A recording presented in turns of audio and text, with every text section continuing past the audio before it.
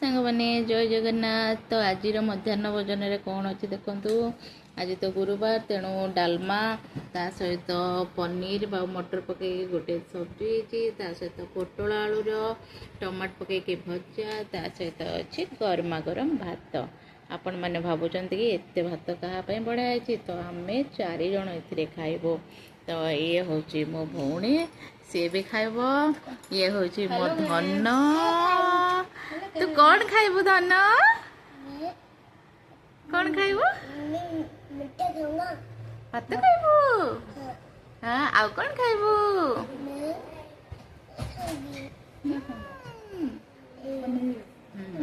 तो सी पनीर खाइब।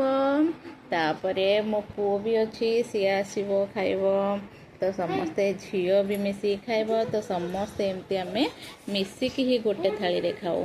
तो आपण मैंने भी निश्चित मिसिकी खातु। देखिए परिवार रे स्नेह आदर भल पाइबा निश्चित परस्पर भितर बढ़िबो। तो चलिलु आम खाइबा को। आपण मैंने भी जातु मध्याह्न भोजन करेंगे। Bye bye friends.